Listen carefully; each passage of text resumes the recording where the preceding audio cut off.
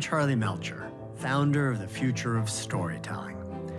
Welcome to the FoST Podcast. It's a pleasure to have you with me. AREA15 is the world's first district dedicated to immersive entertainment, located just off the Las Vegas Strip. Since opening in 2023, AREA15 has welcomed nearly 4 million visitors and counting to its curated selection of world-class experiences, including Meow Wolf's Omega Mart, Wink World, Illuminarium, and more. And the AREA15 universe is only expanding. They'll soon be adding another 20 acres to their Vegas location, launching their first licensed pop-up location in Dubai, and opening their second permanent location in Orlando next year. At the helm of this incredible growth is today's guest, Winston Fisher. In addition to being the CEO of AREA15, Winston's a partner in his family-owned and operated real estate company, Fisher Brothers, where he directs the company's financial activities, property acquisitions, and oversees all new development initiatives. With his background managing traditional properties, Winston brings a much-needed fresh perspective to the location-based entertainment industry, one that emphasizes the importance of a unique and creative physical space coupled with strong operational excellence. The ambitious vision that he has for AREA15 has set it apart as something truly special in the world of immersive entertainment. I'm excited to talk to him today about what makes AREA15 different, how it's evolving, and how it's impacting others in the field. Please join me in welcoming Winston Fisher.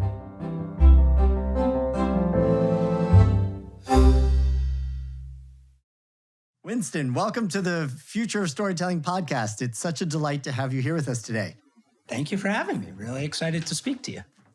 So I remember when you approached me just as you had the idea for AREA15 on the drawing board, and you were so kind to reach out and say, hey, we're doing this incredible immersive mall concept, and would Future of Storytelling like to be involved? And I remember thinking, an immersive mall off the strip in Vegas, that'll never work. I do remember the twinkle in the eye of doubt. And I just want to say that I couldn't be happier for having been proven so wrong. And congratulations on the great success that you've had with AREA15. It really is unique. Thank you. An extraordinary place. If you haven't been there, listeners, you should go and check it out. It's really worth the time. But Winston, tell me, how did it come about? I mean, it's unlike any other place. Oh, it's an interesting story. I own the land in Vegas, actually 80 acres, a mile of frontage along I-15. And I had a bunch of zany ideas through the years. My background, it's a traditional real estate company. And so, people just basically looked at me with truly cross-eyed. It really was about 2.5 years of iteration of ideas and back and forth. And it was really almost a philosophical discussion just about the future. What is the future? Experiences, location-based entertainment, the decline of retail, but malls, and we are not a mall. There are principles of real estate that helped start AREA15. It has evolved so much past that. I mean, it really was a warehouse with some event space. We met Meow Wolf. They became the anchor tenant. And that's where AREA15 started, as this just warehouse with Meow Wolf, some cool events, some cool art. And that's what we thought there was this opportunity for a storytelling company in the experience economy. And then it just kept snowballing. I mean, the power of what we created really has taken off. I'm so curious about how you made that transition from traditional real estate upbringing, family. You come from an illustrious family of real estate developers. And I mean, they must have thought you were crazy when you said you wanted to create a experiential playground in a box in the desert in Vegas. What of that experience, though, feels like it was very relevant or really translated and helped you be able to create AREA15? I mean, I think that there's a few different things. One is you do need to understand real estate. You need to understand placemaking. You do have to understand literally like just basic real estate 101. And a lot of people think real estate's easy. It's obviously it's a specialty. Are you creating, frankly, quiet space, workspace, shared office space? What are the creative hubs for innovation for people to come together? So all of these things are what I have to live with and deal with every day. So for me, real estate as content with purpose was just a natural extension of what we're doing. Placemaking is more than just an architectural design. So I think I don't know if I think actually experience what I've seen from other people is not appreciating the power of physical and the power of execution, the power to be able to literally to build, because that's what we're talking about, and have that construction expertise, project management expertise. Area 15 is also not a simple idea. You have to have an appreciation. I always said to the team, rubbish removal is equally as important as creative. Because if you don't have a process to take out the trash, it doesn't matter how cool something looks. So understanding that operations, HR, accounting procedures, budgeting is, and I know that's not the sexy part of what we're talking about, but you can't build something like Area 15 if you don't have really that appreciation or expertise or skill set and an ability to think outside the lines. I mean, that is, for all the talk, I think that is one of my skills. It does seem that there, particularly after the pandemic, that how we use buildings and spaces is really shifting. Right? We all used to go to an office to work. We would go to the mall to shop and hang out. A lot of those types of buildings are struggling now or not being fully utilized. And yet here you are creating a building to have play and experience. Like it's almost like we've inverted now. We stay home to work and we're going out to Area 15 to have a fun social interaction. I'm just wondering how you're thinking about the evolution of how we use built spaces. Yeah, I mean, look, there's a profound transformation going on in society that the pandemic accelerated, but didn't usher it, right? I mean, Zoom was there before. It took us to a world, frankly, of all online, right? We got a chance, same thing with shopping, interestingly enough, of, everybody, it's all going to be digital. What we have learned is that's a terrible future of all online, right? And so what we're settling into, whether it's retail, whether it's office, is what does the digital physical balance look like? Long before Area 15, I recognize that the future, it has to have more purpose than commodity, because real estate is a commodity in many ways. So how do you think about it? How do I make real estate into content? You're the first person I've ever heard say real estate is content. And I'd love to understand how you think about the content for Area 15. Its potential, what we're doing, where it's growing to is this realization ultimately, and we are not there yet, but we're doing it, is this, I believe there's a digital physical overlay that will somewhat be seamless as you go forward. And that is almost true of anywhere. Real estate as content is everything from what's its purpose. I mean, look, the stockyards down in Dallas and Fort Worth, right? They took the old stockyards and now they've got the rodeo, and or Broadway in Nashville. That's just content. That's a bunch of honky-tonk bars. Everybody's having fun. Buses going up and down. It's physical content. Not in the necessarily traditional way, but wow, does that drive a lot of traffic, a lot of value. So real estate is content. You have to inject purpose, soul. I think more and more it needs to be more, it's easy to be commodity though, because most real estate is commodity also at the same time. So that special real estate is what starts to have more value. You don't need them all unless it has a purpose or it sells the right things. And then it's exceptionally valuable. I mean, I think about Alex McDowell, who we've had on the show, talks about world building and how you have to create a space in which stories can organically grow, adventures can take place. The world builder sets some rules, the physics, if you will, of that environment, and then people come in and can create their own content, their own adventures. I agree.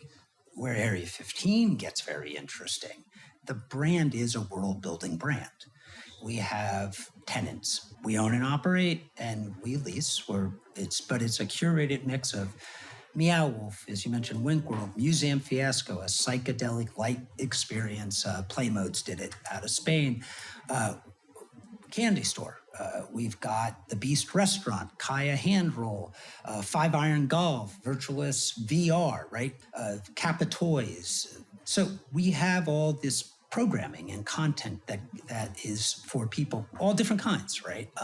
But to a brand standard. And then we have activations, which it's like the gamification of the space. We have an interactive brain. We have an overhead powered zip line. And it's all fused together with really cool art, lighting. It's an immersive world housing immersive experiences and cool events. And so we always say there's no skipping the record when you're at Area 15, which is so much different than every place else, because you might be in a mall, but then you come out and you're next to a Zales. How do you balance that, though? Because you don't control the tenants, right? It's not like you get to design their aesthetic or anything. I mean, how do you get it to all flow together, given that some things you control and some things you are the landlord? Part of it is curation. We look for best-in-class experiences. We look for whether we own and operate or we lease or license or partner. You don't get in if you don't live to a brand standard. And flexible models, right? That's the other thing that's so unique. You're not just leasing. You are creating and partnering and... Exactly right. We partner, we create, we allow other people to create. It's that open source. We don't have a lock on creativity. We don't have a lock on storytelling, but we're this platform that allows it to thrive. And it's totally different than almost anybody else has done, because so many people want to control it. We only ask, or we demand, that you push the envelope, right? But it's this idea of something different. And of course, social media sharing and all of these things, but also just creative risk-taking. And then there's a market. People want to come and their kids are playing here, they're playing golf. It's a quieter space. I mean, it all flows together, right? Because we're not a one silo experience. We're a place of discovery and wonder overlaid with bold experiences. And now we have the stories that, like we have scavenger hunts that you can do and AR overlays. There's just a lot happening. Yeah. And do you feel that when a consumer or guest comes, that they might be coming for one thing, but the other things are mutually supportive, like you're more likely to do multiple things because they're all aggregated here? Obviously, that was the thesis. Is it paying off? Oh, 100%. The consumer loves bundles. They are coming in. They're getting Meow Wolf. They're getting Illuminarium. They're doing tickets to Asylum Barcade. They're coming. The average 2 to 4 hours. They appreciate that it's different, that it's not the same. They're looking for unique, authentic. Is also something that they appreciate about Area 15. So it's everything we set out to do. We get so big, you start getting unique visitors for the district. You can come and do 2-3 days now in the Area 15 district. So who's coming? Who's the audience for Area 15? It's really psychographic. We're getting a very broad base of people. The daytime and nighttime traffic is different. 70% tourists, 30% local, 30% repeat rate. Surprise, surprise, our events drive a lot of locals, and then they consume. We get locals, obviously. Good family penetration in Las Vegas, but it's like 16% are under 18. We're the number one attraction in the country, actually. I read that. That's amazing. Yeah, and that's from them. We didn't, So how do we constantly stay relevant and keep traffic coming? And our corporate business is strong. And it's, we actually have a full tenant buyout coming next week where every tenant, that's great. Again, we want everybody to make money. I mean, my goal is for everybody inside the space I want it to be their most profitable location. Mm-hmm. What do you think the expectation is for somebody coming? Are they coming because it's just very different? Because it is completely different than other more traditional entertainment offerings on the Strip. I mean, and when I say coming, we should also acknowledge you are pulling people off of the Strip, right? That there's a lot of money, a lot of light bulbs, a lot Yes. of attractions to keep people, gambling and having a good time on the Strip. And so you are literally pulling them away, which is some unbelievable physics thing that you're doing to overcome that gravity, but getting them to come and is it because they're expecting something very different, something literally out of the box? Is it because they're looking for more interactive, immersive, participatory experiences? So many people in Vegas I've seen over the years, they think they have to copy the Strip to be successful. And we realized we couldn't. So we built something. I remember actually saying to an executive, like, look, I can't compete with you. You beat me every day. I'm never going to sell $100,000 bottle service tables and have a Cirque du Soleil show or whatever it is. I said, but it goes both ways. You can't compete with me. We are not the Strip. And that's the whole point, is we are different. We have a collection of amazing experiences, good food and beverage, really cool art, really cool programming that's dynamic. People are showing up because they are looking for discovery, but then there's also people coming because it's date night or bachelor party for axe throwing.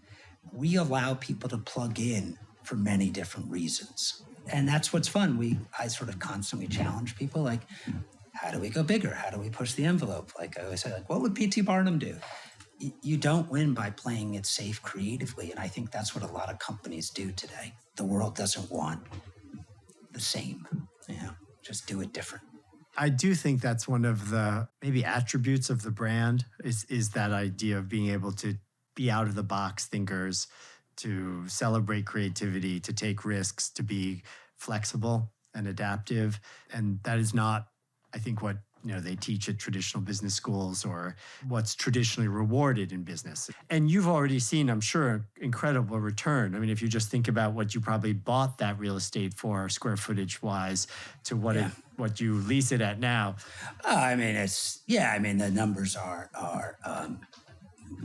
obviously much better. And we're investing in the brand. I mean, we're expanding in Vegas. I mean, there's just the amount of, candidly sort of say, the amount of money we're putting into the space is a lot. And so now thinking about the story universe and really introducing people to it, introducing the consumer to it. How do we get people to engage in the brand well past when they leave, right? It's not just about selling them another ticket, but it's about the emotional connection. So that's a really exciting next chapter for us. I'm just thinking, do you ever have challenge, though, when you're building your brand and you have a platform that supports other brands? I mean, Meow Wolf's a great brand, too. Again, it's not that we're not trying to overshadow Meow Wolf's brand or co-opt it. In fact, quite the opposite. We love their brand to thrive. They just opened up Dallas. It's super cool. Our brand is driving recognition and engagement and traffic to them, and vice versa, right? That's a healthy relationship. It's from where I say it's a win-win. Winston, who have you put on notice with the success of AREA15? Who should be scared now for their business model? Trying to describe AREA15 as, well, we're not a mall, we're not an event center, we're not a theme park, we're almost like our own new category. So I think retail has tried to pivot this way. I mean, look at American Dream, Mall of America. I think that we're a warning, not a warning that we're never going to compete with a casino, but you need to think deeper about the brand and how you cultivate that relationship and the purpose. And so anybody who has physical needs to pay attention. I think digital also has to pay attention that in the absence of physical, your brand will never truly have emotional connection and resonate the way you truly want it to. Like, we weren't built to fix malls. I was like, I'm not trying to build a 20th century model. We're built for the 21st century. We're built for AI. We're built for the metaverse disruption. We're built for individualization, spectator to participant. It's the venues that have passive experience for people to sit for 2 hours and do nothing but watch or listen. I think those are the ones that are really should be paying as much attention as possible to what you're doing. And that's just because you're responding to human nature, a desire that people have to be in the story, to be in their bodies, to be with other people, to be engaged. It's also funny that you basically built a big box to enable people to have this sort of out-of-box experience, like this out-of-box thinking. Yeah. Like it's an irony there. It will, but because it still is it's a place. And then the campus is, as we say, growing, and we're putting more stuff. And we bought a 50-foot fire truck from an auction in California. This fire truck, it's insane. And we painted it AREA15. I really want to turn it into a limousine. I don't know if we can. Might not be possible, but it's just badass. We've got this 50-foot, 13-foot tall, there's nobody this type of thing doesn't exist, right? You really, I don't even know what it would cost if it was new. But it's at the end of the day, it's cool, it's spectacle, right? But it helps give some context to how we describe it, right? There's structure, but it's totally creative and different. I know that Vince Cadlubeck from Meow Wolf talks about this, that the role of the artist or the creative person is to show people that there's another way that they could live their lives, that they don't have to live for predictability and safety within the confines of prefabbed boxes. And sort of like our world is built around that. I'm borrowing this from Vince, from my interview with him. He's one of the great thinkers really just a great thinker and a great thinker of our industry. I mean, Vince is, I have the pleasure of working with him. Yeah, when he describes how Meow Wolf intentionally doesn't do right angles or makes, the risers and steps different than what's code, or they're just intentionally every time making this statement to you that the world could be organized differently and that you have the potential to be, in effect, whatever you want to be. Like you can imagine yourself and your world. That's the message. And I think that AREA15 is sending that same message to people. I hope so. I mean, it's this idea that there is a different world, right? And I say no skipping the record, but I think that's probably a rudimentary way of describing the way Vince does it, that you are part of this world. There is this creation and it's real. And there's an inspiration from that something can be done different, that something isn't just another right angle. It's not just another contemporary design. It's not just another glass box, that there's architecture, there's design, there's story that is of fantasy, right? And that it gives you the ability to lose yourself. So having a place that gives you a authentic reprieve, people need a way to just be happy, right? Happy and know that there's a different world out there, and that world is full of wonder and excitement. Well, that's a world that I am looking forward to visiting as often as possible, and I hope that there'll be more AREA15s. I hear you might have bought some land in Florida. Florida is, we have a lot going on in Vegas. Florida, we have some stuff going on. Really excited that we're launching our Story Quest, which is this sort of gamification of the space of AREA15, all around discovering the backstory of AREA15, the secret organization that actually built it, the mystic substance, and then having a graphic novel experience that people can start reading, right? Where we'll be sending out this graphic novel quarterly so people can start learning more about, it's not just a collection of these places, but there's the story and people will plug into it. And then you can, what gets really exciting is how do people start writing their own story in it? We're not there yet, but there'll be things like AR overlays and numbers you can call. So it's not just reading a story, and it's really cool. The story is awesome, but it actually creates engagement that people can start plugging back into what's happening and puzzle and problem solving. And it's all fun, but then eventually you can write yourself into the story, which is really exciting. When does the graphic novel launch? It's September, October, right? We're literally physical design of, most of it's there, but just creating the scavenger hunt. I see a storyteller inside a real estate man. Yes. Oh, look, this is my job. It is so much more than real estate today, but it's exciting about what it's becoming.